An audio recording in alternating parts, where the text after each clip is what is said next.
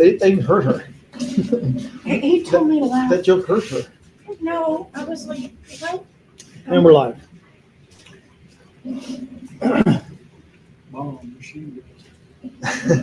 So, Scripture says in Devarim 8, verse 10, you'll eat and be satisfied, and you'll bless Adonai your God for the good land he has given you. So let's do that. Abba, we have eaten and we're satisfied. We thank you for the land. In Yeshua's name we thank you.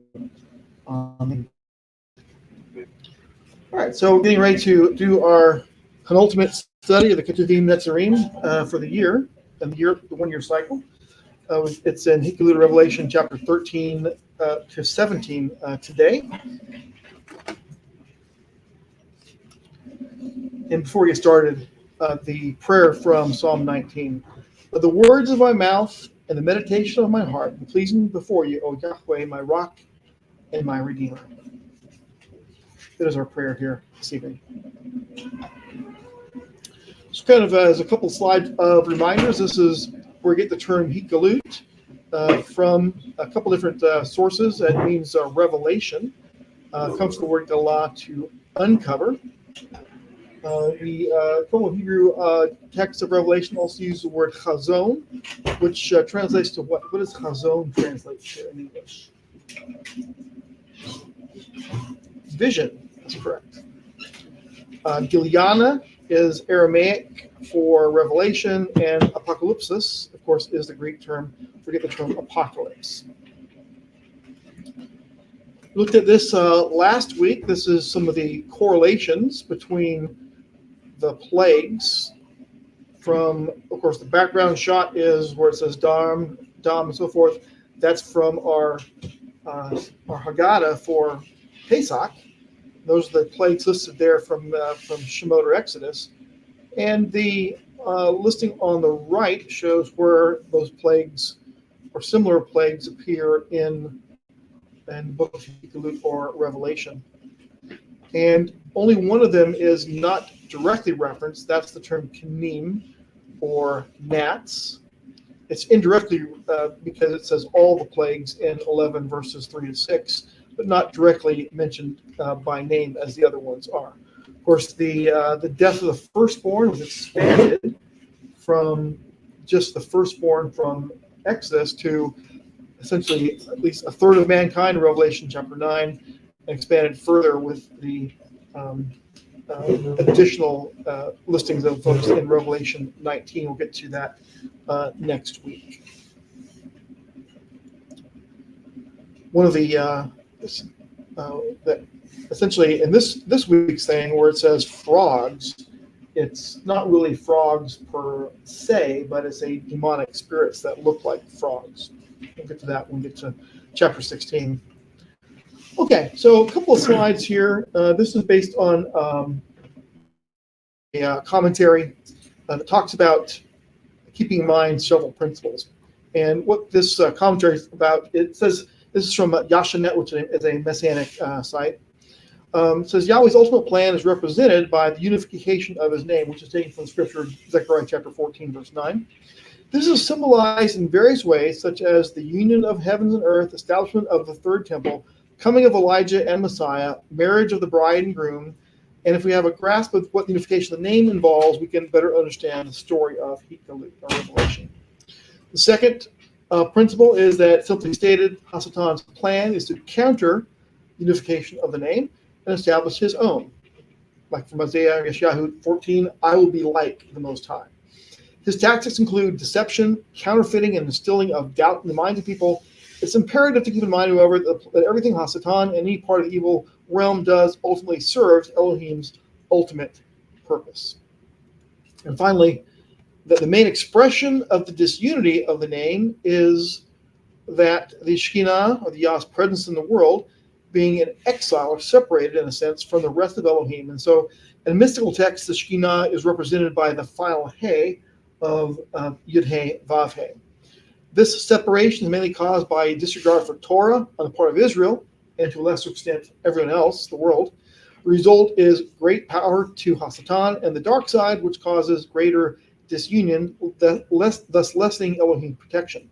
This causes an even worse apostasy. In other words, the hearts of many will fail or grow cold. And so we kind of see some of that playing out in this particular reading that we did of this. And again, chapters 13 through 17 of the book of Hitgalut. So getting into our text, the next couple slides, this is taken from the Crawford Aramaic text of Revelation, Giliana, and the references, of course, are not in the text, but they're the references that are in there that show it where it's from. In other words, that where that's taken from, or in other words, a similar parallel from Daniel chapter 7, which seems to be a very closely related to the passage we're reading here today. It reads like this: I stood on the sand of the sea, and I saw a beast coming up from the sea. That's Daniel 7:3. And it had 10 horns, Daniel 7:7. And 7 heads, and upon his horns 10 diadems, upon his head the name of blasphemy. And the beast that I saw was like a leopard, and his feet like those of a bear. That's Daniel 7:5. On his mouth was like that of lions, Daniel 7:4. And the dragon gave to him his power and his throne and great authority. And one of his heads was, as it were, wounded to death, and he was resurrected from the wound of death, and the whole world was amazed after the beast. So when it says resurrected, what do most translations read there? It's not resurrected. Oh, it was revived, right? Or healed. Healed. Mhm. Yeah. So the note here is that it may have been a misunderstanding from an original Aramaic text that misread it as healed, but it's healing of a wound that's causing death. So even in the Greek side of it, where it says healed, it's healed or cured. Even in the Peshitta text of Revelation, the wound was healed, a deadly wound was healed, which would imply what? I mean, if a deadly wound was healed, it's the same thing as resurrection, in the sense that person who was healed from a deadly wound is now alive again, which we call, in short, resurrection. It doesn't really make a lot of difference in the reading of the text. Now, mine actually says fatally wounded. Yeah. Right. So a fatal wound that's healed would be a resurrection of the person. Yeah. Essentially coming back from death. Mm-hmm. Now, one of the in the Roth translation of the Peshitta, it reads, instead of just beast, as most translations do, it reads beast of prey. It's the same word you see on the bottom right of the slide, hayutha. You recognize it as a similar word in Hebrew for an animal. It means animal, living creature, beast, which is the third meaning, or wild animal. And so a beast of prey would be a type of wild animal, and probably represents. It's the same word in Aramaic. It's just translated as beast of prey by Roth. So I think that actually adds to the understanding of it. It's not just a beast; it's one that wants to hunt. And guess who's the target? Yeah. It's a beast of prey, and you are the prey. As the believers in Yeshua. Yeah, it's also not that far a stretch considering how it's described. Mm-hmm. It looks like a leopard with feet of a bear and the mouth of a lion. Right. Those are all animals that hunt, so to speak. Yeah. It's not a squirrel. Not a squirrel. You be careful about those squirrels. They'll eat you too.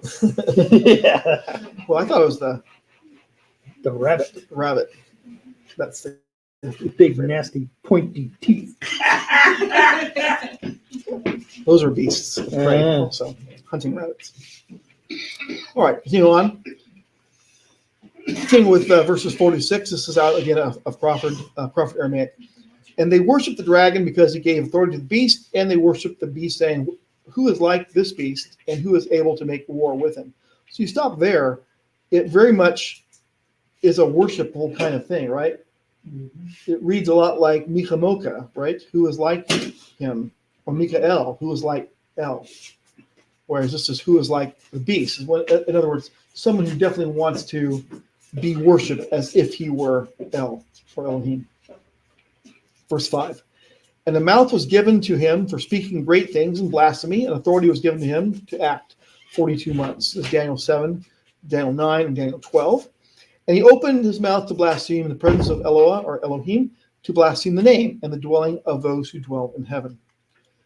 And through verse 8, and it was given to him to wage war with the set apart ones, to overcome them, and authority was given to him over all the tribes and peoples and tongues and nations, and all the inhabitants of the earth will worship him, those who are not written in the book of life. Daniel 12, which is of the slain lamb from Isaiah 53, before the foundations of the world. So all the inhabitants of the earth will worship this beast of prey, except those who are written in the Lamb's book of life. The references for those are Daniel 12:1 and Isaiah 53, verse 7. So some commentary. This is taken from the Beth Melech commentary by Yaakov Brown. He writes this, and I think he's one of the ones I've chosen the last couple of weeks to quote. He has some pretty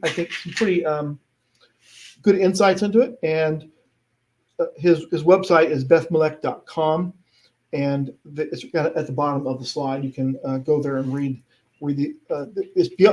more comments are posted on this website than are shown on the screen. So there's even more detail and more thoughts there. He says this, verses 1 through 8 share the context with Revelation 11:7, we read last week, and 17:24, placing them in correlation with the four beasts of Daniel chapter 7. So again, if you read Daniel chapter 7, you have an idea of what this is about, just based on that. So people who have been studying scriptures from a Hebraic context will have recognized Daniel chapter 7 as being maybe not the source. I wouldn't say that Daniel would be the source, but the source is common. In other words, Yah is the source to reveal it to Daniel as well as to Yochanan. The first piece is a composite of the four beasts of Daniel, and like the dragon, it shares the 10 horns and 7 heads of the last beast of Daniel 7:7. However, unlike the dragon, this beast also resembles the remaining 3 beasts because it's described as a being like a lion, a bear, and a leopard. Daniel 7:4-6. It comes out of the sea, Daniel 7:3, speaking arrogant blasphemies, Daniel 7:20 and 25, has authority to act for 42 months or 3.5 years. All this is illuminated by the prophet himself. This is from Daniel 7. It says, this is from the JPS Jewish Publication Society, 1999. And this is what he said. The fourth beast means there will be a fourth kingdom upon the earth, which will be different from all the kingdoms. It will devour the whole earth, tread it down, and crush it. And the 10 horns mean from that kingdom, 10 kings will arise, and after them another will rise. He will be different from the former ones, and he will bring low 3 kings.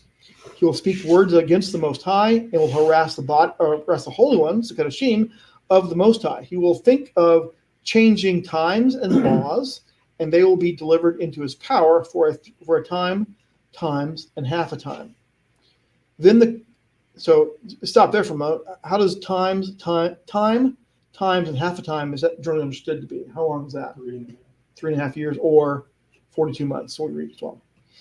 Would you like to discuss that just a little bit further? In the Hebrew, is there a word for 2 years? I know like with weeks, for example, there's week, then there's weeks meaning 2, and then there's weeks meaning 3 or more.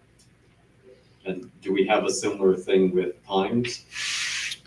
I don't know. I'd have to look that up. I don't have it handy right now on this computer, but I mean, it doesn't say Shanaim, which is the word for years. There's a word for years, as we know, recognize from Rosh Hashanah, the head of the year. Shana is the word for repetition.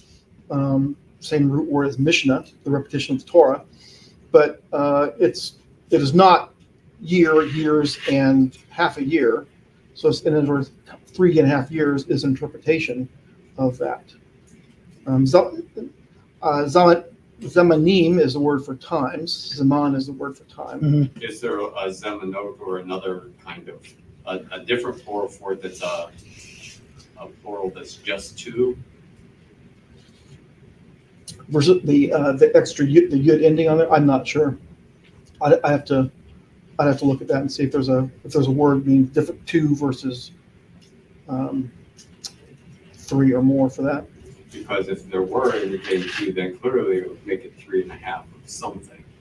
Because you'd have a singular, the whatever you want to call it, the dual form of the plural, and then a half. Mm-hmm. So it isn't the same word used in Daniel for weeks. Well, it's week is a different word than time.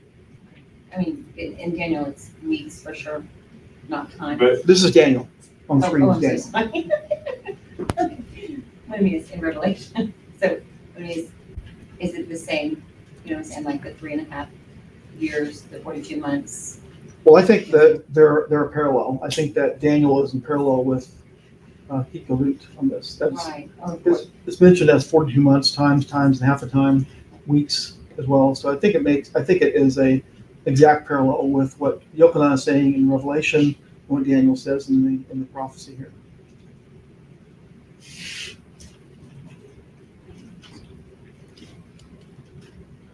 Uh, 26. Then the court will sit and his dominion will be taken away, to be destroyed and abolished for all time. The kingship and dominion and grandeur belonging to all the kingdoms under heaven will be given to the people of the holy ones of the Most High. Their kingdom shall be an everlasting kingdom, and all dominions shall serve and obey them. The context here is Daniel chapter 7 and the fourth beast. So back to the commentary on chapter 13 of Hitgalut. Many scholars see, and I agree, this is Yaakov Brown speaking, the text of Daniel 7, 23-7 have been fulfilled by Antiochus Epiphanes IV between 168 and 164 BCE.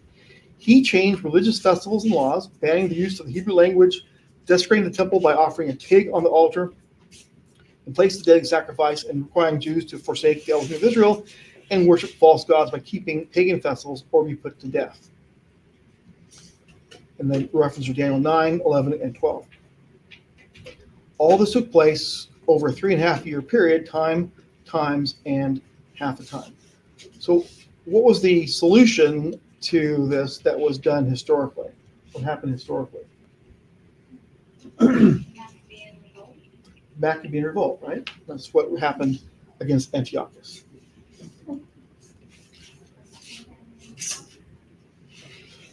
You didn't play Radels all those years for nothing, right? Continuing, eventually the Maccabees were captured and rededicated the temple, an event what is now remembered in the Hanukkah festival, which Yeshua celebrated in Jerusalem in John chapter 10.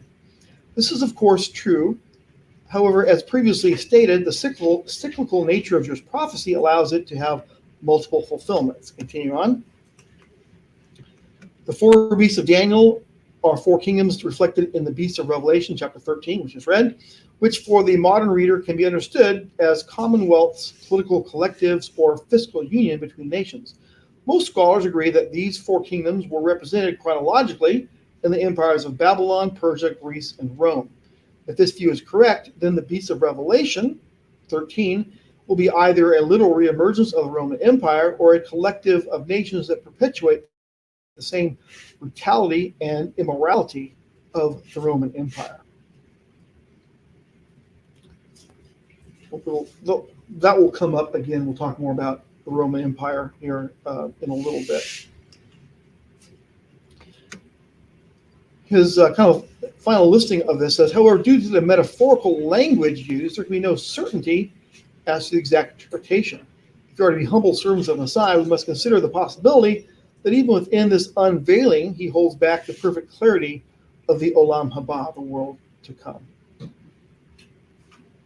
Yes.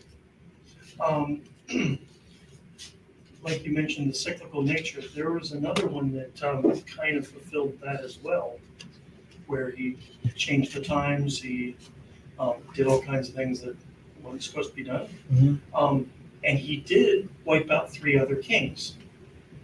Constantine. Mm-hmm.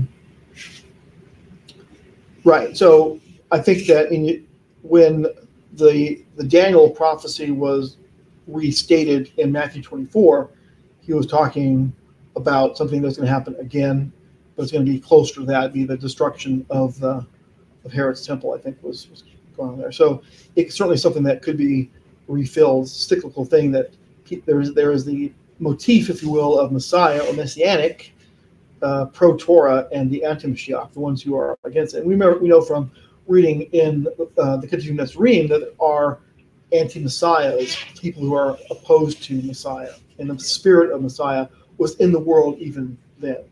Yeah. Spirit of And- anti-Messiah. And in Constantine's time, what was going on? They were trying to separate Right. what became Christian Mhm. from the Jewish faith that it was based on. Seemed to really start earlier than Constantine, maybe 200 years Right. later, almost than that. Yeah. But But that was the culmination of all of that. mhm.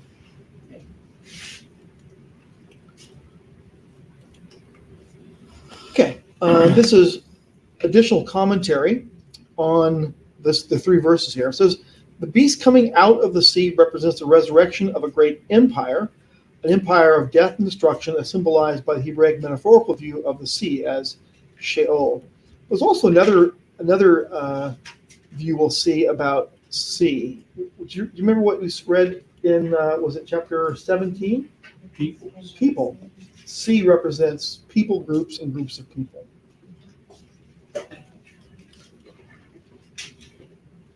On the other hand, it could also mean that a sea-based empire, or a empire that's Mhm. that is known for their prowess on the sea, because they don't have much of anything else. Mhm. Wasn't that England? That was England. Didn't we come from England? They've done some nasty things over the years as well. There's a lot of speculation that the guy who is now currently king is going to be the Antichrist, or one of. Okay, that's probably worth mentioning, I think. I mean, there's a lot of speculation out there on that. They already put on a performance of a giant bull with people bowing to it. A bunch of actors. A giant bull. Yeah, literally a giant bull. Well, when's the Well- dam gonna open up? The description that we read earlier of the bull and the woman with chalice What the writing is says. the sign of, that's their sign, is the bull with a woman riding on it and glass. Oh, the EU's symbol is that? Interesting. Continuing on with, That is just odd. well, there was lots of speculation at one point in time that the 10 horns was the EU. There's more than 10 countries in it now. So It does say peoples, right? If we interpret it as peoples, it's not a people, it's peoples. It comes from peoples. right, people groups, yeah. You combine some of the Germanic peoples together, perhaps with. Sorry, just before you move on, isn't it also true, like in Daniel, when he sees the different beasts coming out of the great sea, it seems to be a reference to the Mediterranean. And all of the beasts in Daniel's vision were all empires that were from the Mediterranean region. So, looking in Revelation, when we look at the sea, is it talking about a loose conglomeration of people, or is it referring back to the sea that Daniel saw, which is another great empire coming out of the Mediterranean? That's just a thought. Babylon, I don't know if it would border on that because Babylon would be a little further away from the Mediterranean, although the Babylonian Empire did extend at some point in time, conquering Israel, which of course would be on the Mediterranean. Continuing on, notice the crowns of this beast are on its horns, whereas the crowns of the dragon in chapter 12 were on its head. The authority of the dragon, or heads, holds power over the strength, which is horns or kings, of the beast. This is why the beast is said to have blasphemous names on its head, a Hebrew idiom meaning that he spoke blasphemies against Elohim. These 7 blasphemies reflect the fruit of the rulers pictured in the 7 heads of the dragon. The imagery of the slain head of the beast is a parody of the lamb that was slain, a rebellious counterpoint to the glorious and eternal work of Messiah. However, unlike the eternal life-giving victory of the resurrected Messiah, the beast's temporal resurrection will end in eternal death. Some believe that the head mentioned here is the head of the resurrected Roman Empire, Rome itself. If this is the right interpretation, then the fatal wound would be considered to be the fact that Rome was torn apart and fatally wounded and is now resurrected as a world power. I'm not convinced of this interpretation, What is certain is that a specific power within the empire of the beast, which is a collective of nations, will rise to rule the earth. It will be a surprise to the nations because they will have presumed that this particular city or country would never have held any kind of universal authority again due to its past defeat and present condition. As a result, the nations of the earth will be in awe of this country's ability to resurrect itself economically and militarily, and will seek to follow its formula for success. Didn't Germany do that? They rose out of the ashes of being destroyed. Twice. Well, they weren't really conquered in the first First one. war. No. Japan as well, of course. Japan was even arguably more destroyed than Germany was in the World War II. I associate dragon with Japan more than Germany. Japan's South a Korea- little North country in Korea. the sea. I'm sorry, Judy. Don't forget North Korea. No one would ever expect that. I don't think it could. Well, isn't that the point? Yeah, that's cool. Nobody thought they Yeah. could. No one expects a North Korean Inquisition. I- literally. Well, Chapter 13, verse 11. I saw another beast coming up out of the earth. It had 2 horns like a lamb, and he spoke as a dragon. The first beast represents both empire and false deity, whereas the second beast is a man, verse 18, born of the city and empire of the first beast. He is intrinsically related to the evil empire and receives his power via Hasatan. This beast comes out of the earth as opposed to the sea. The earth is the womb of human life, whereas the beast is born of a woman just as Messiah was. However, unlike Messiah, this beast is seated by the beast of the sea, Sheol, born of the abyss, and is therefore the antithesis of Messiah Yeshua. Hence, he is known as the anti-Messiah and the false prophet.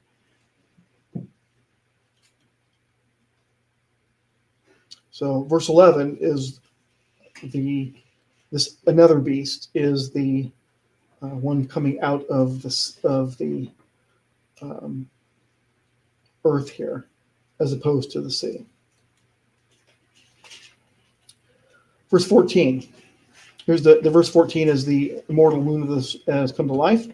This infers that the false god that the beast names himself for may well be a false representation of the true Elohim. This can be seen in the faith claims of many nominal believers today who worship a God whom they consider to be the Judeo-Christian deity, who approves of homosexuality and abortion. The beast may well be a perverted idea of Elohim, loosely based on selected scripture, like many of the false gods created in the minds of human beings. Verse 14, the word deceived is in there, which, of course, indicates what I think a lot of the world is in today, in a state of being deceived. Yeah, big time. If I remember right, we did a little bit of a study on blasphemies before, and it's basically declaring something as false as that is known to be true. And it keeps mentioning specific things like it's blaspheming against God's throne as well as heaven itself. Mm-hmm.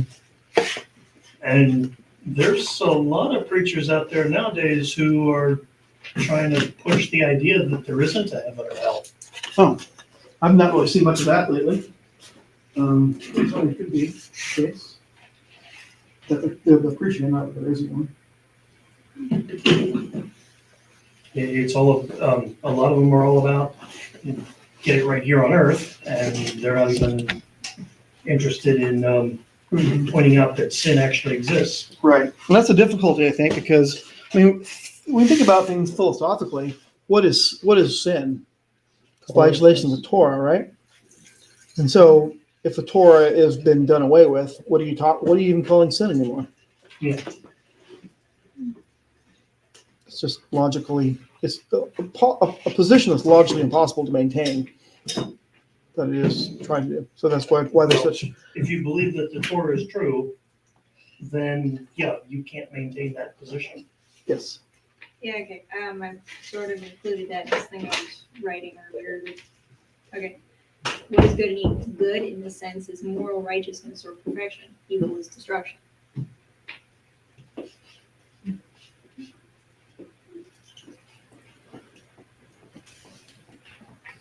Who dwell on the earth because of the signs which are given to him perform in the presence of the beast, telling those who dwell on the earth to make an image to the beast who has the mortal wound of the sword and has come to life or been healed or resurrected. This infers the false God. Oh, I guess I rate this one right. Sorry about that, folks. Double slide there. Verse 16.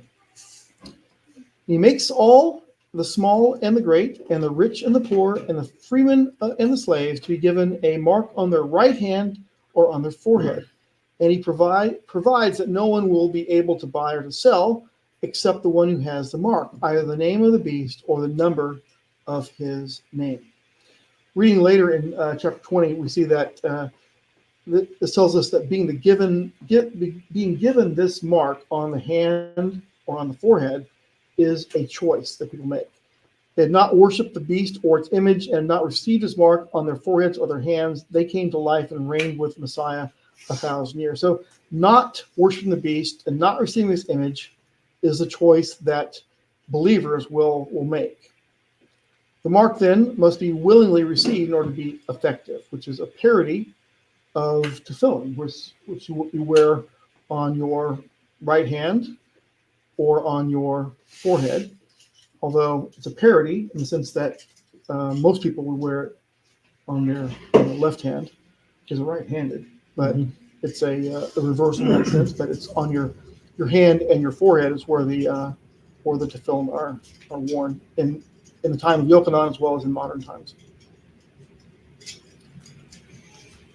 Verse 18, this requires wisdom. Let him who has understanding calculate the number of the beast. The number of that is that of a man. His number is 666. Commentary is that every generation has seen the rise of an anti-Messiah. However, the anti-Messiah is yet to come, or to be revealed at least. We're counseled to be wise, understanding that names can have numerical value, but remembering that the timing of the revelation of the name of the anti-Messiah is in Yah's hands, and therefore subject to the greatest wisdom of all, the fear of Yahweh. There's been lots of discussion in previous. Yeah, Zach, go ahead. You read it, it says calculate the number of the beast. Mhm. So it's not going to be, so it's probably not even going to be 666 until you calculate it. The idea in that, I think, is that in both Hebrew, Aramaic, and in Greek, each letter had a numerical value to count with. Yeah. And so that would be the number of his name would add up to that in some gematria or some level of a way to calculate. Yeah. And that's why that has led, of course, a lot of speculation as to what that means. I think there's at least one Greek text that has a 606, not 666.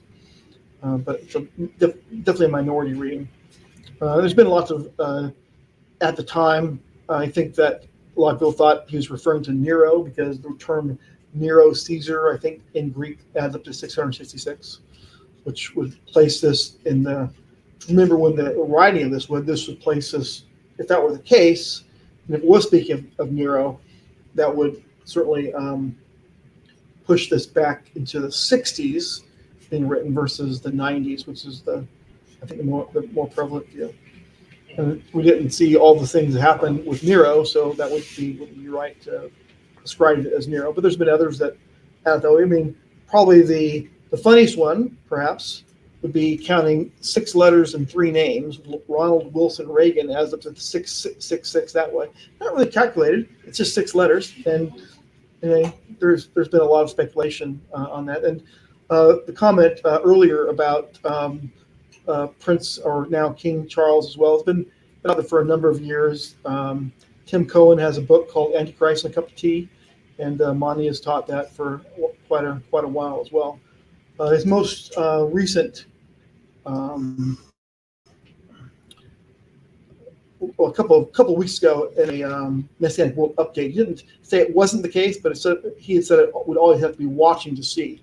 So it's not really necessarily saying he's going to be it. But one point in time, one of the key things that was said about that was that he would never be crowned, which hasn't happened yet anyway. But that prophecy from, if you will, I don't know if it's a prophecy or just a theory from Tim Cohen and Monty both said that he would never be crowned, and that would be part of the thing. I think that is probably going to be crowned unless something happens strange. So I think that is probably going to say, in their view, or at least in their previous view, it's not going to be him. And to be crowned, you have to go through the legal system to find a. He's proclaimed it now, but there is a coronation ceremony. Is what I think is the terminology. And they're no longer part of the EU. Yeah, Brexit. Okay. Here is another view. There's a theory that the Greek text of 666 is a picture of the Aramaic Bismillah, which translates to "in the name of Allah" in Arabic, turned on its side. It is also said that everywhere in the Roman Empire controlled in Yochanan's day is now a Muslim majority country. Of course, Greece, Italy, and Israel don't fit that description. But those are, they want to cover. That is a theory that on the top left of this is from Codex Vaticanus. It kind of resembles the symbol on the far right of that. And you see how that's shown the printed text, and on the far right is the Bismillah, and you can see how it could be turned on its side. That little line at the top could resemble that Islamic sword, but doesn't quite look like it. You're looking at again the squiggly line there is what you're looking for in the bottom in the Arabic text there. It looks more like a snake. Well, of course, Like a snake. the thought behind that theory is that at the time of Yochanan's vision, that Arabic written language wasn't invented yet, of course, Right. And so he didn't. The closest thing he could relate it to was something he understood was how to read it in Greek, and maybe he's going like this. That's just what they say. I'm not telling you that's what it is. I'm just saying the thought behind that. Of course, that beast comes from that idea that that it's Islam. So I'm not telling you that's what it is. I think it's a pretty good case in my mind, but of course time will play. I wonder how many Muslim nations there are. Well, it's almost exactly what's written on who are the ones with the green headbands? Hezbollah, yeah. The green headbands. It's almost exactly what's written on those headbands of Hezbollah. So if you're looking at it from a Hebrew or Aramaic text, it doesn't look anything like the little squiggly line thing, though, does it? right. No. Or it's spelled out 666 in Hebrew and in Aramaic. Right. Of course, the Hebrew there is from the Delitzsch translation of it, so they're spelling it out into modern Hebrew.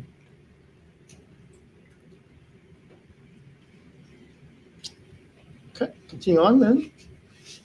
Chapter 14. Anything before we go to chapter 14 and chapter 13 you want to discuss before we go to chapter 14?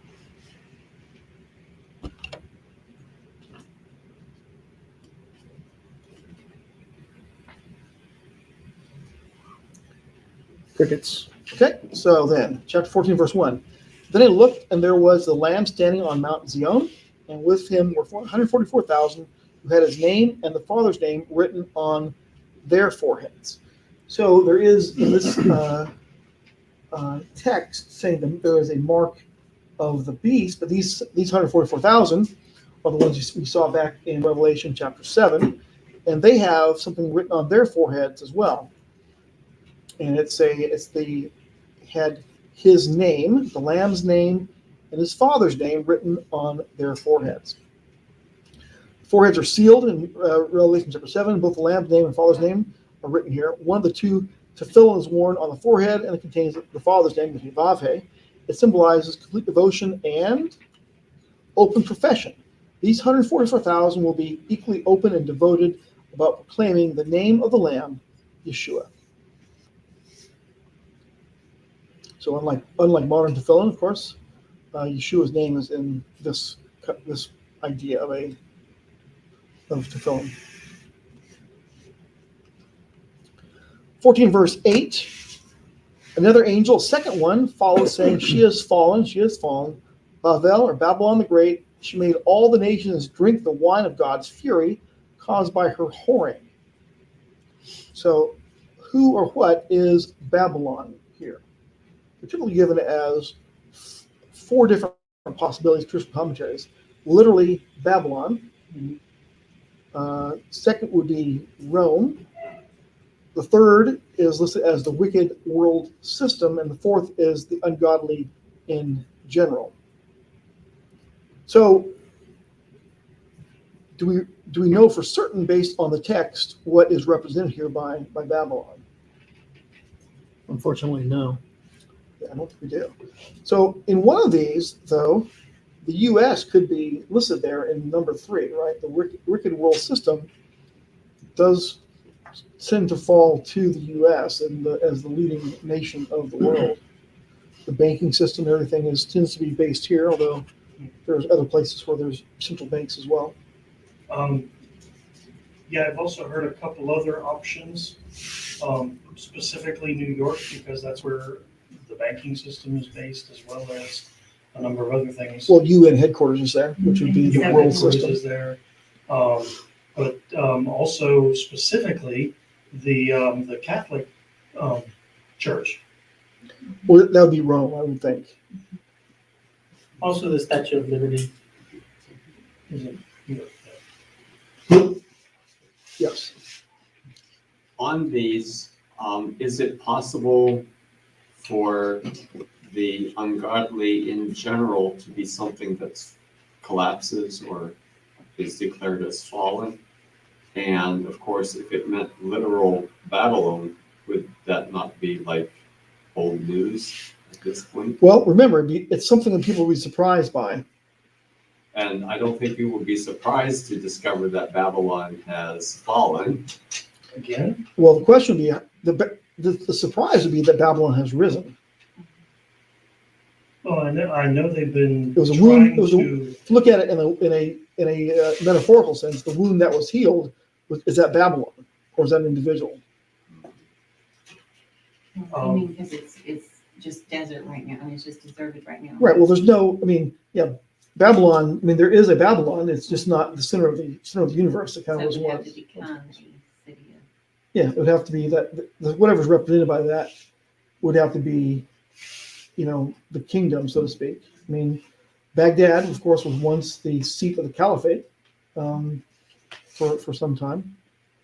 Not the original location, but it was the seat of the caliphate for a while. They were trying to resurrect Babylon not that many years ago. Well, Saddam was trying to resurrect it, yeah. Because I believe he Or found it. rebuild it, yeah. He was trying to he was in the process of starting to rebuild. Yeah. I don't know how far it's gotten while he's not, now that he's no longer there. Probably nowhere. Actually, I don't think it's gone anymore because there was actually a video on how there was actually a video on YouTube about excavation.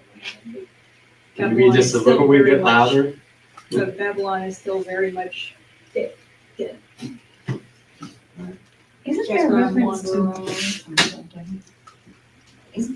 also to, I mean, I don't think it necessarily, but I mean, didn't it call Jerusalem at one point? I mean, not Jerusalem, okay. Where it says the prophets, the blood of the prophets, and and Jerusalem qualifies there also. Yeah. That's possible. So from some of the things that you gave, like if you're going to say, well, it has to be what had the mortal wound that was healed or resurrected, again, wouldn't that rule out ungodly in general? Yeah, the comment that's associated with ungodly in general says something like, if you're viewing, that's the view, if you're viewing the entire book of Revelation as just a metaphor for, not specific, but just a general plan of that the wicked will be punished. Not really a specific, not really looking at each of the prophecies as individual things on there. That's where that comment is generally understood to come from. Which makes no sense if you actually read it. What if it's the spirit of Babylon? That's specifically there was a whole thing of Jonathan Kahn did.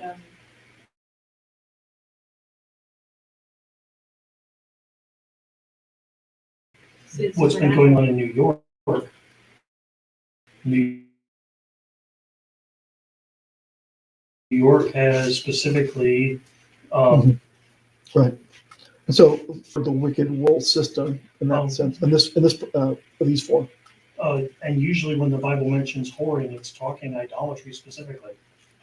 And that's specifically what New York's been doing. Just a question, is Babylon, is Babel, Mhm. is the same place or not? I mean, is the Babel, the ancient Babel, is that where Babylon was built? Yes. So that's As the city, Babylon was the and Babylon Empire. Babylon was a city as well as an empire. Okay. 'Cause it seems to me there's a little bit of a connection with the world being united again before it was divided. In other words, like the internet and all this, and I mean, the language is barrier isn't there I see. anymore. You know what I'm saying? Because of what's Google Translate. we translate or I was thinking what's in Hitchhiker's Guide, it's Babelfish, right? Translates it for you.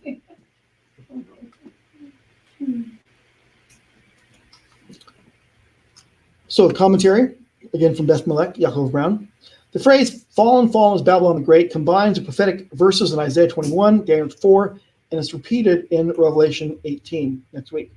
Babylon epitomizes humanity's propensity for evil. From the beginning of the Bible, Babel is the location of humanity's first collective attempt to usurp Elohim's authority. Isaiah 14 depicts the king of Babylon as a stand-in for Hasatan. Whatever our conclusion regarding who Babylon refers to, we must be consistent in applying our interpretation to other places where she is mentioned. Several places here in Revelation 16, 17, 18, and 18 verses 2, 10, and 21.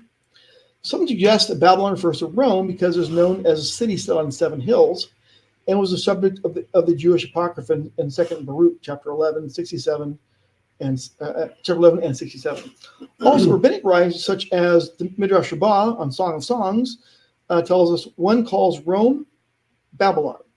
Yechiel Lichtenstein, who commented on 1 Peter 5:13, says Rome is called Babylon since it's always described as the worst kingdom. Again, commentary. This is from David Stern's Jewish New Testament commentary. Babylon, since it is always described as the worst kingdom, that part's a quote from the same guy, Lichtenstein, because Rome's political power has declined since the book of Revelation was written, making the literal understanding of Rome less prevalent. There are Protestants who equate Babylon with Rome and Rome with Roman Catholicism.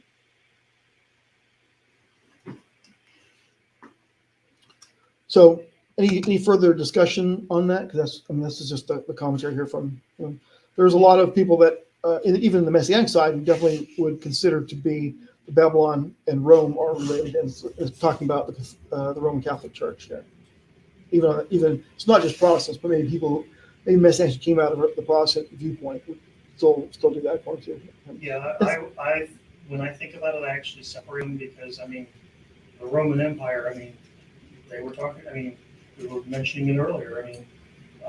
Rising back from what it essentially no longer exists, rising back up and being something again. So it would be something like could still be completely separate from the Catholic Church. Well, it could be empire in the term of like the enforcement arm of the Catholic Church, for example, as a possibility. The Spanish Inquisition. Yeah, essentially, yeah. When you mix Catholic religion with Catholic government. Again, that would be definitely surprising to see that as something that comes about, something that has fallen and we don't think it's going to get up. Yeah. In a city as small as the Vatican, a country rather, I guess Vatican's a country, isn't it? Yeah. I'm sorry, I can't hear I'm you. just saying, you can see Islam in this too. I mean, to me, you can see that they could be, because it's the same areas, you know, so where this was born and all that. Mhm. Sure. Oh, wow. Okay, some things that have happened. The Spanish Inquisition was a thing that the Jesuits did. The current pope is the first time the leader of the Jesuits has been pope. This pope has also been pushing that Christianity and Islam are the same religion, Well, the same God is what he the said. same God. Yeah, but and all of this, I mean, would be a foundation that an evil foundation. Also too, from what I've heard from some Catholic friends, there is a huge separation going on in the Catholic Church right now, of people kind of coming to, you know, totally going against the Pope. You know, They're protesting against the Pope, man? Yeah, I mean, a lot of churches are splitting now, especially because like the Episcopals have accepted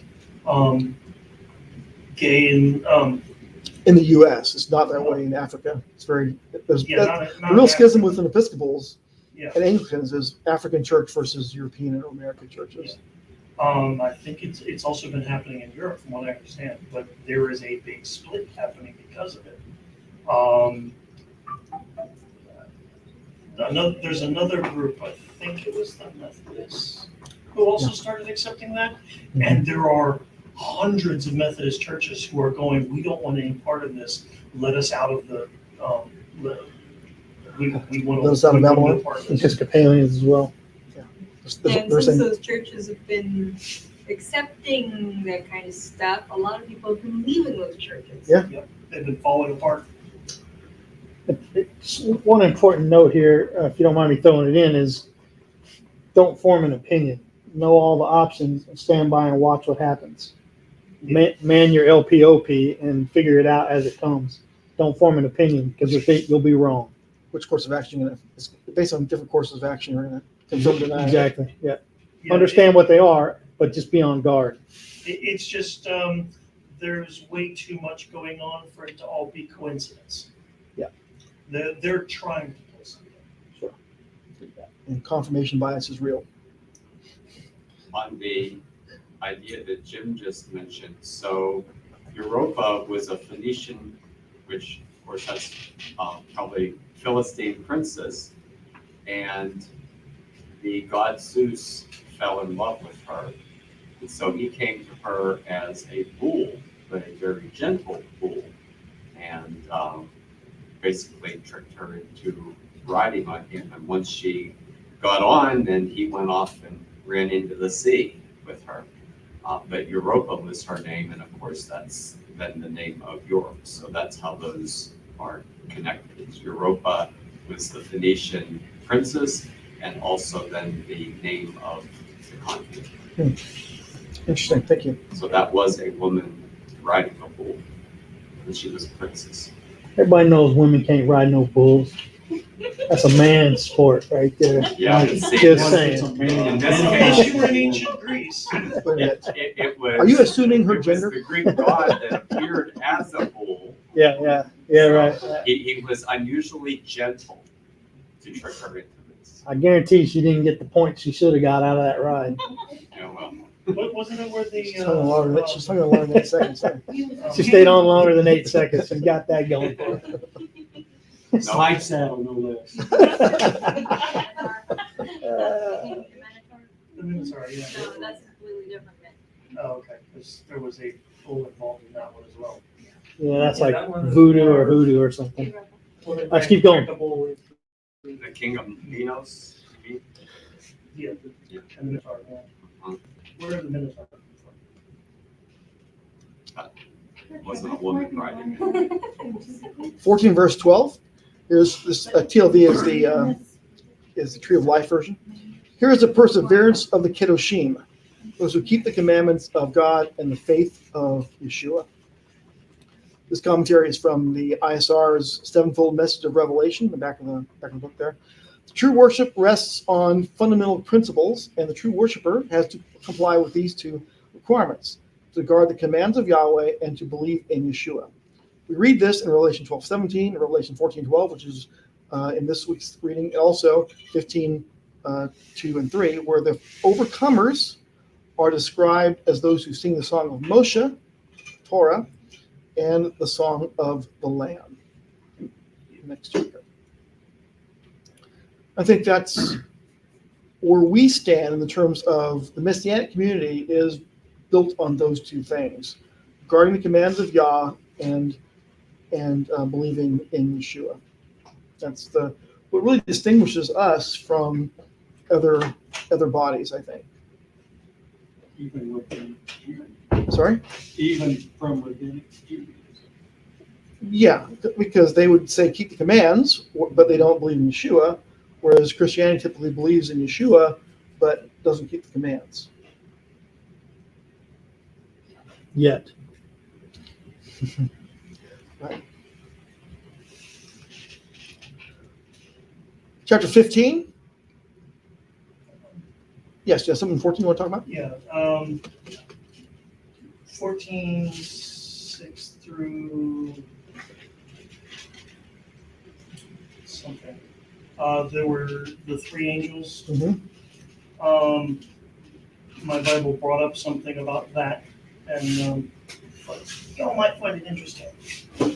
Because apparently the Seventh-day Adventists took those three angel statements, and that's kind of what they based their thing off of. It says, Revelation 14:6 through 12, called by the Seventh-day Adventist Church as the three angels' messages. This passage forms the core of their belief system. According to a convoluted and erroneous interpretation, the following points are true. Number one, the hour of his judgment has come, in verse 7, refers to the investigative judgment of 1844, which makes absolutely no sense.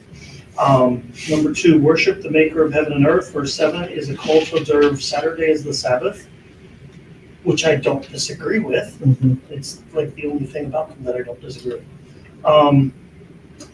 And then number three, Babylon the Great is fallen, verse 8, identifies the Roman Catholic Church as the notorious prostitute who seduces the nations. Number four is if anyone worships the beast and receives a mark on his forehead or on his hand, verse 9, is a warning against following the Antichrist and worshiping on Sunday. Those refusing to heed the warning will be tormented with fire and sulfur, verses 9 and 10. According to the understanding, only people embracing their message will be saved. I found that interesting. Yeah, I was nowhere of that. I wanted to ask, where did they get the interpretation of the Song of Moshe is the law? Because as I read it, it literally refers to the Song of Moshe. Well, it's based on the verse above, I think.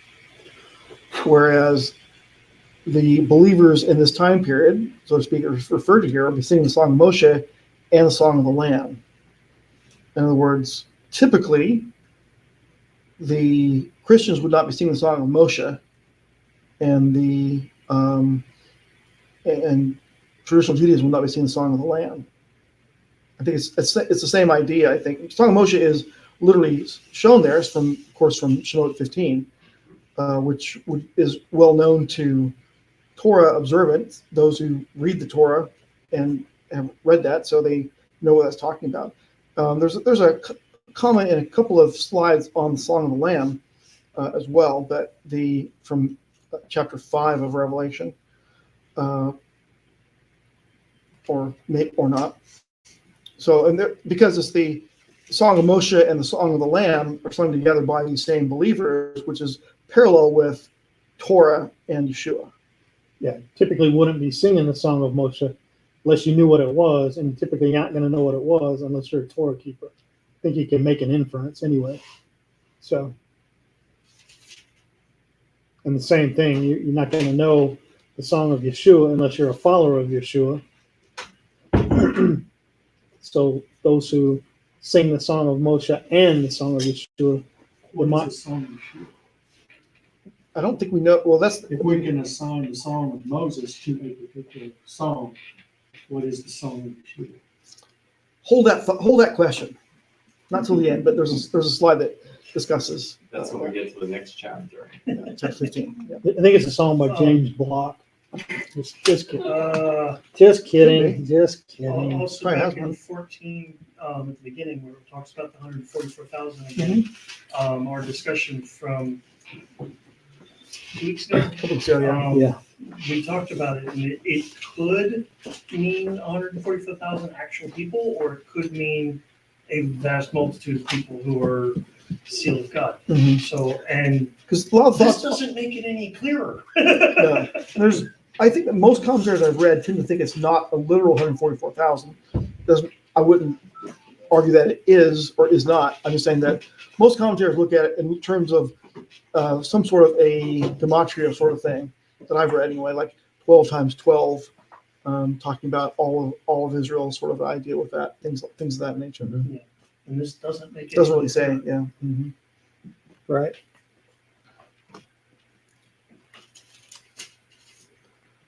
So chapter 15.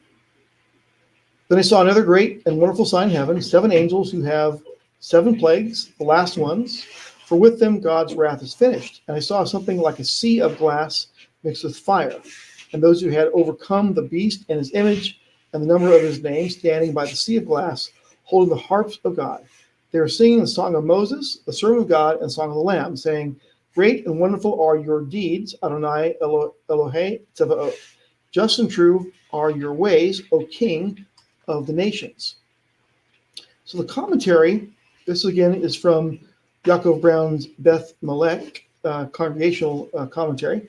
If there was ever any doubt that Yochanan is, at the instruction of Yeshua, uniting the ancient Israelite exodus to the present unveiling of the last days, it is utterly silenced here.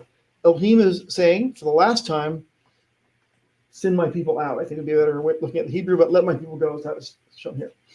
The Song of the Lamb, it's important to note that this song is of the Lamb, not for him. Therefore, the new song of Revelation 5 does not qualify as being the song of the Lamb, because it's not of him, but about him. So in this commentator's view anyway, that Revelation 5 is a song about Yeshua, but it's not the song of Yeshua. And so the song of Yeshua is not given yet what those words are in this commentator's view. So it could also mean that we're not talking about a particular song of Moses. It's just that things praises are not good. All the things Moses talked about. Yeah, they believe and repeat and live all the things Moses talked about Yes. and all the things the Lamb talked about. Maybe not a particular song. I don't know.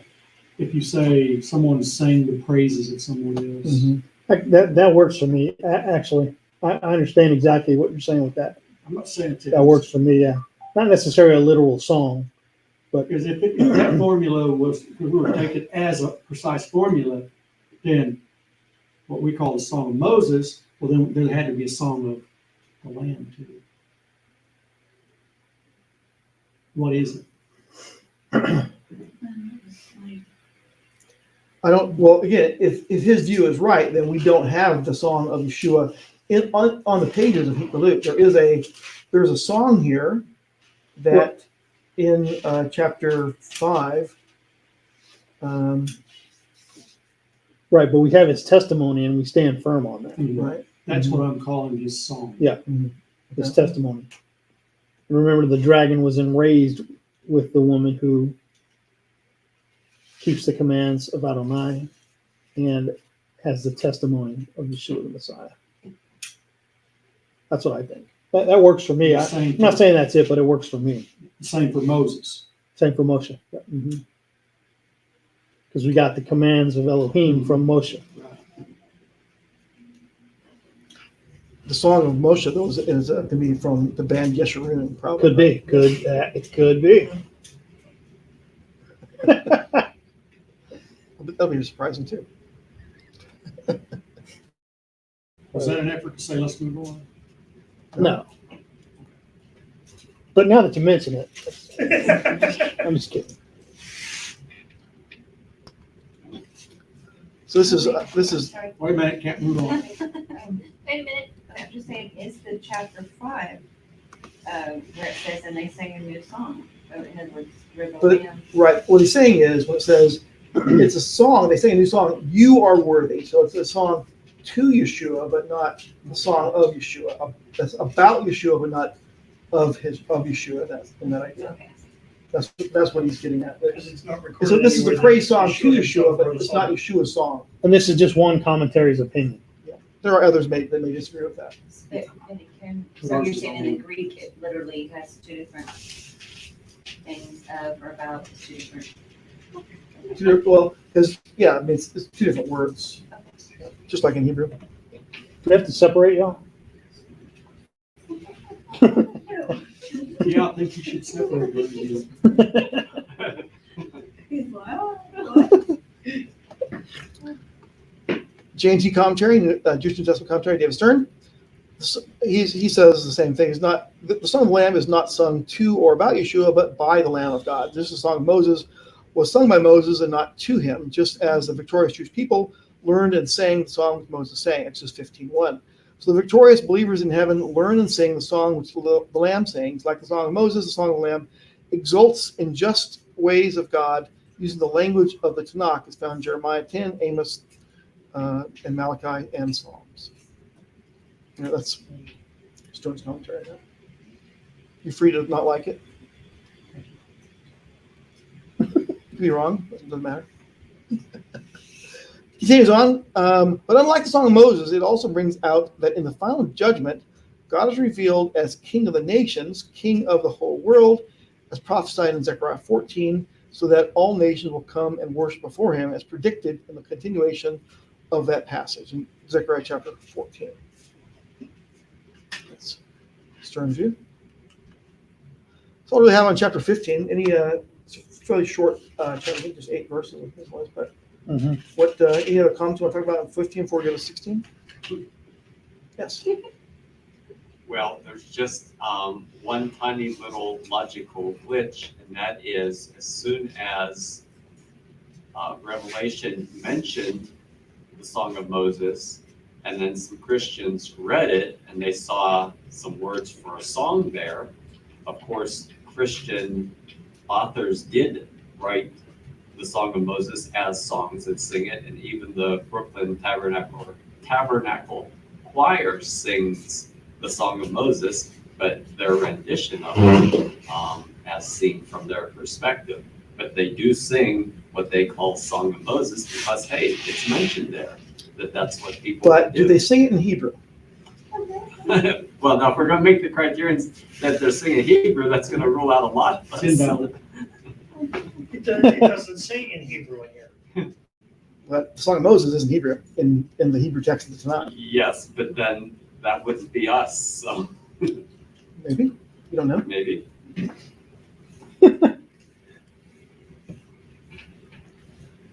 We'll work on that for next year, huh? Well, in Hebraic thought, the tongue of angels is Hebrew. Tongue of men is Aramaic and other languages. Oh, boy. Not arrogant at all, are they? Same tradition. All right. So, chapter 16. I don't really think I have any comments before verse 9. So, if you have something like to talk about before we get to verse 9.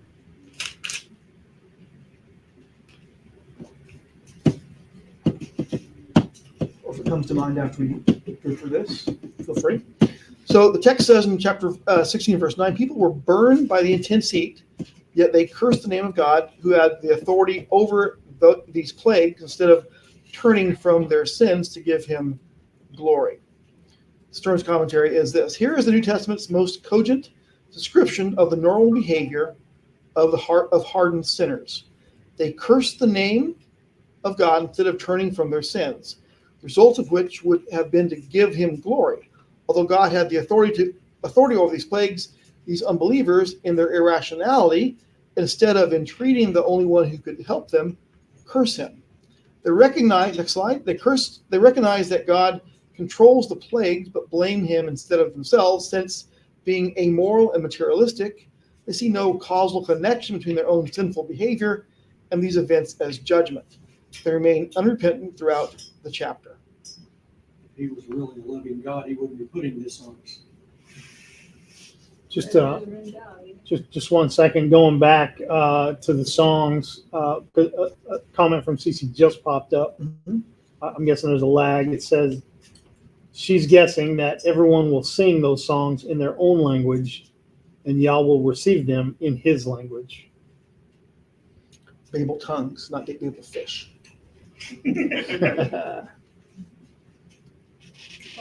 Probably instantly know the language. So in this context here, I think that the comment is a good one in that it's now as well as it's, in chapter 16, verse 9, it's the same as people now will not acknowledge that there could be some sort of causal connection between what they do and things that happen to them, Sure. judgment-wise. We're taught that if there really was a God, he would be so loving that he wouldn't do this stuff to them, even if he did go to this place. Right. Sounds like they didn't get spanked as children. It might be true. Yeah. I found or heard something recently that I found the fourth bowl to be rather interesting because we could cause that. Human beings can almost caused it once already. They nuked the Van Allen belts and nearly pushed away the radiation that's held there.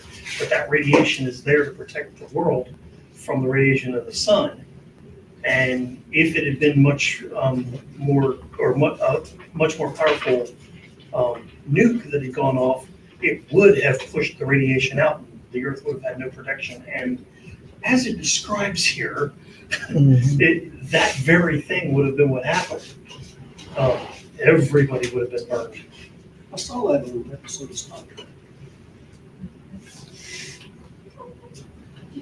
That was caused by using this too was much actually paradise to something. dry. Yeah, that we actually did. We tried because there's intense radiation in the Van Allen belts. We need to protect ourselves from the massive radiation, and so they nuked it. Turns out it wasn't a good idea. And if we go back to the second bowl,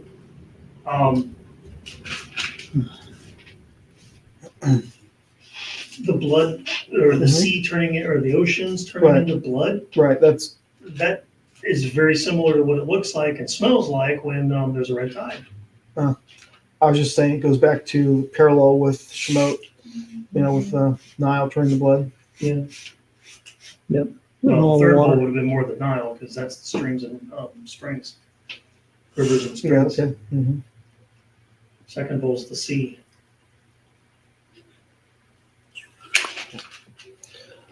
Verses 13 and 14. This is the frogs parallel with the plagues of the Exodus. I saw 3 unclean spirits that looked like frogs. It came from the mouth of the dragon, from the mouth of the beast, and from the mouth of the false prophet. They are miracle-working demonic spirits which go out to the kings of the whole inhabited world to assemble them for the war of the great day of Adonai Tsevaot. Commentary, one slide here of commentary. It's talking about Armageddon, the war of Armageddon. The final earthly battle is demonically inspired. In verse 14, it is called the war of the great day of Adonai Tsevaot, or the Lord of heavenly armies, or Yahweh of hosts. In this conflict, the kings of the whole inhabited world come against God's people, but God, through his Messiah Yeshua, wins the victory after Babylon the Great has been destroyed, or after Babylon the Great has been destroyed. So what we see here is the armies coming together to fight against the believers that are still there, similar to Pharaoh being drawn out to fight against escaping Israel. And same thing happens in a sense that that army that is trying to defeat the believers is also destroyed by miraculous events.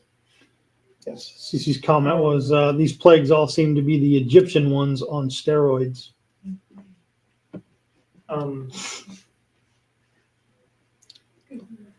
We did listen to something a while ago.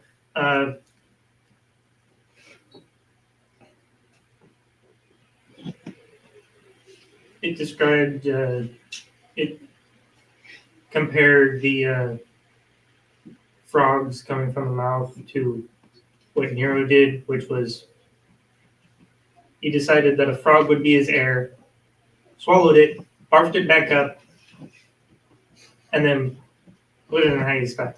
Then when he died, his soldiers came in and killed her. Kill the frog. Yeah, because it was so disgusting. Okay. All right, chapter 17. Then came one of the angels with the 7 bowls and said to me, "Come, I will show you the judgment of the great whore who's sitting by many waters. The kings of the earth went whoring with her, and the people living on earth have become drunk from the wine of her whoring. He carried me off in the spirit to a desert, and I saw a woman sitting on a scarlet beast filled with blasphemous names, having 7 heads and 10 horns. The woman who was dressed in purple and in scarlet and glittered with gold, precious stones and pearls. In her hand was a gold cup filled with the obscene and filthy things produced by her whoring. On her forehead was written a name with a hidden meaning, Bavel the Great, mother of whores, who is of the earth's obscenities, and of the earth's obscenities. I saw the woman drunk from the blood of God's people. That is the blood of people who testify about Yeshua. On seeing her, I was altogether astounded." Commentaries on the next slide. Yes. That the way that's said, that could be Hollywood. Because they go all out and war against God and all his people. They're also in a desert. They're also in a desert. Not really. Not totally. Hollywood But yeah, itself that- is in the desert. But yeah, it's also what comes out of Hollywood? Sexual immorality of all sorts. Mm-hmm. His commentary, and it's relating back to Jeremiah 51, the harlot is literally titled Babylon the Great, and to this description of sitting on many waters, we have a clear indication of who the harlot represents, remembering that the phrase sitting on many waters is poetic language associated with ancient city of Babylon. Jeremiah 51 says, "For Hashem has both purposed and performed what he spoke concerning the inhabitants of Babylon, O you who dwell on many waters." So again, relating the many waters to Babylon, where of course it says many waters in the text here. So Babylon. So not in the desert. Well, Babylon kind of is in the desert, but it's fueled, and not fueled, it's fed by many waters that come in there. Prophetic terms, would that be you sit on many peoples? Could be. In a sense, certainly the Babylonian Empire was an empire of empires, conquering many smaller ones, Sumerian and so on, were rolled up into Babylon. Part of Persian as well. As the book of Revelation continues, it becomes more and more difficult to advocate for an allegorical interpretation of Babylon, the city, because Babylon is itself the literal city represented by the allegory of the harlot. In fact, the primary supposition behind the idea of a Roman Babylon are deeply rooted in the bigoted views of Protestant church fathers and their hatred for the Roman Catholic Church. Scriptural evidence for a Roman Babylon is circumstantial at best, whereas the overwhelming scriptural evidence for a literal Babylon is extremely convincing. And that's Yaakov Brown's commentary on this.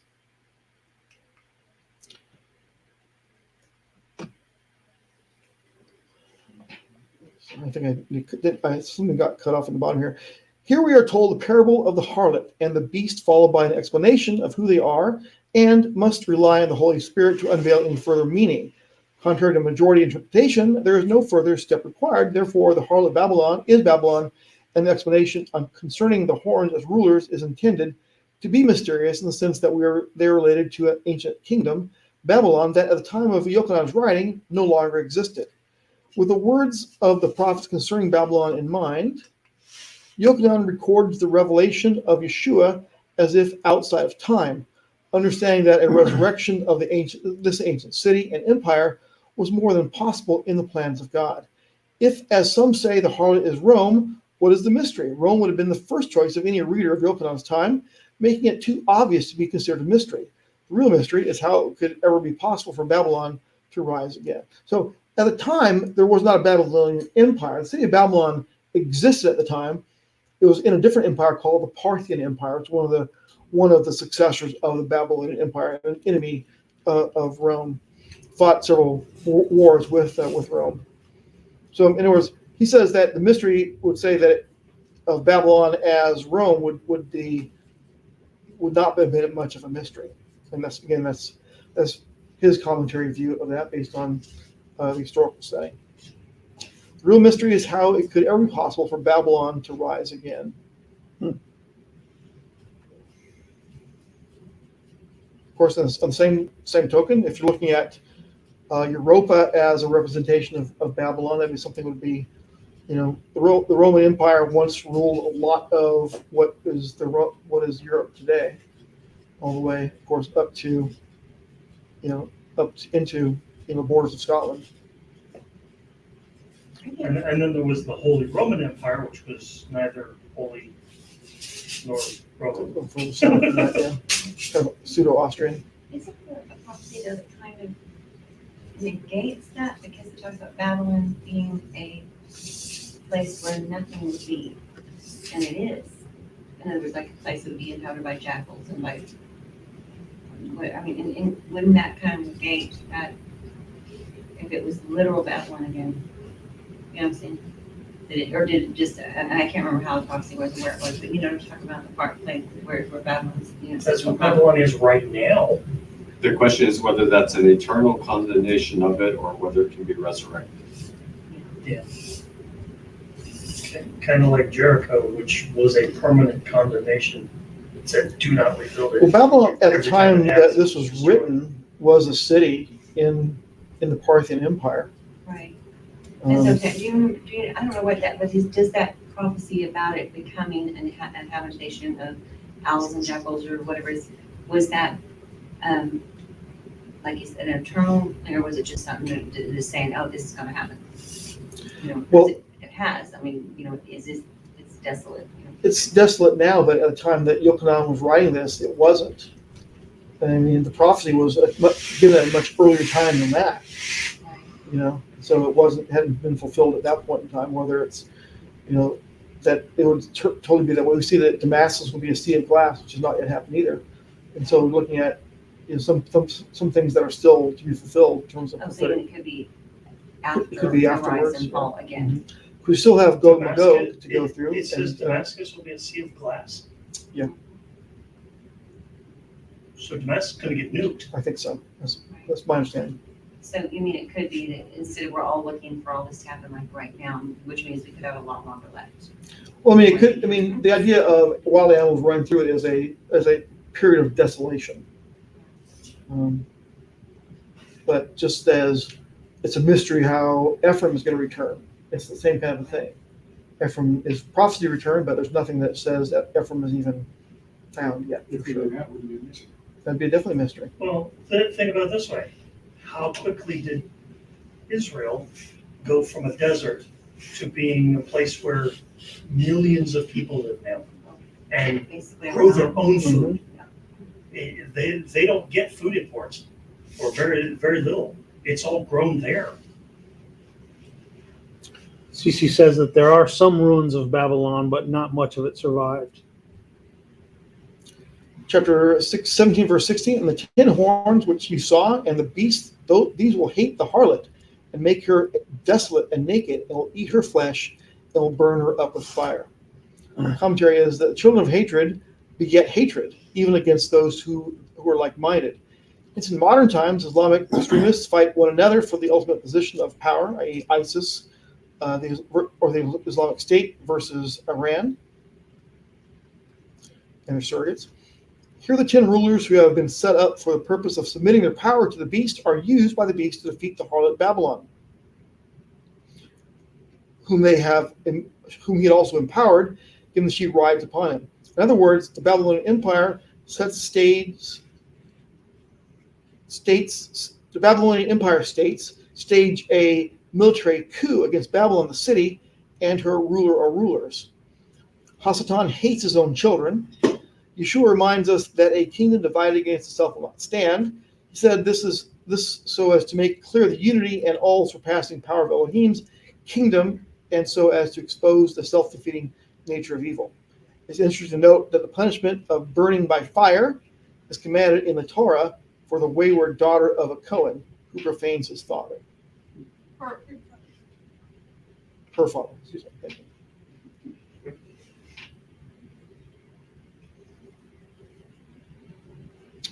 So, final slide, questions?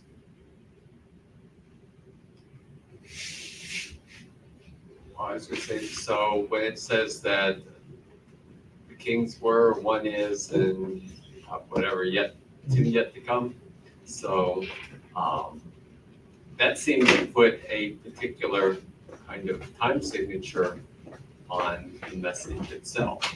And you'd have to ask, I suppose, 2,000 years later, how many of those kings have since come and gone? Mm-hmm. Well, there's a couple of potentials, thinking about it in terms of kingdoms that were not at the time that Yochanan was writing, would be things that have happened since that time. For example, Europe, U.S., and Islamic states, the Caliphate and all that, were not in existence at the time. I mean, there was probably not even Arabic language at the time. So there's some things that were, the world has changed a lot since then. There were 3 kingdoms at least that were not kingdoms at the time, or at least empires at the time Yochanan wrote. That could be potentials for that. And if this is referring to Islam, it's 10 kings simultaneously that all turn on the whore of Babylon. That's the 10 horns you saw. Yeah, but wasn't some of it, the 8 is and 2 are yet to come or something, didn't it say? Because this is a different beast than previous. It was who is and who is not. And calling it scarlet beast makes a whole lot of sense because that color is a lot. In 1710, 5 have fallen, 1 is living now, and the other is yet to come.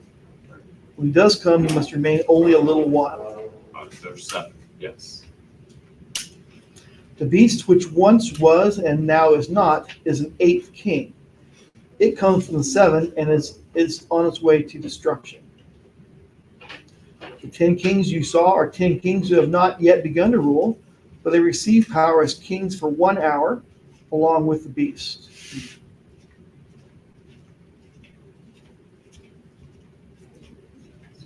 Seven kings.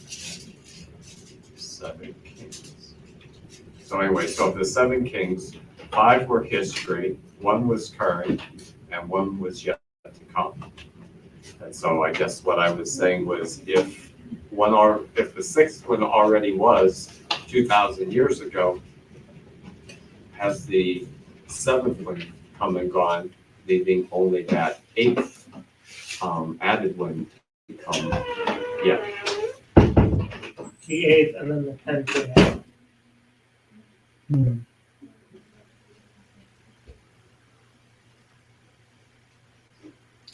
Verse 11 says, the beast which once was and now is not is an 8th king. So at the time it was written, it sounds like that kingdom was a historical kingdom, but is not a kingdom now at the time. But it's, The 10 horns you saw are 10 kings who have not yet received a kingdom, but they will receive authority as kings with the beast for 1 hour. right. I think this is No, talking about the 7. the 7, and then there's an 8th one, which comes out of somewhere. Like for example, you could say Babylon, perhaps, because that Greece was a kingdom that is now no longer a kingdom. Rome was, so it can't be from Rome. Rome was existing at that time, right? So it United would be the Kingdom one is that technically is. not a kingdom, but it's still a kingdom. I'm sorry, Zach, say again? United Kingdom is considered still a kingdom, but also not a kingdom. Right, but it was not a kingdom at the time, so it can't be. But which was once and was is. in history and now is not at the time that this prophecy was given. So it can't be the 8th king in that sense. It could potentially be the 7th, which was the one which was yet to come. Well, the one living now at the time has got to be Rome, I would guess, right? Yeah, So and it my looks like it's question- going to be the 10 that have authority for 1 hour and are going to destroy it. But my question was, so if Rome was the 6th, has the 7th one come and gone? Is the 7th one now? Is the 7th one still standing between us and the 8th one? You know, where are we on that? Don't know. Hard to say.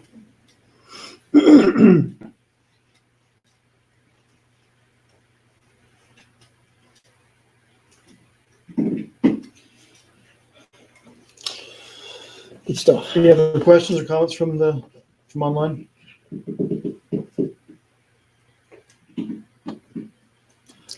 Just CC gave a website to a map, mapcarter.com Babylon. That's it. Okay. Let's pray. Avinu Malkeinu, our Father King, thank you for allowing us to midrash on your word.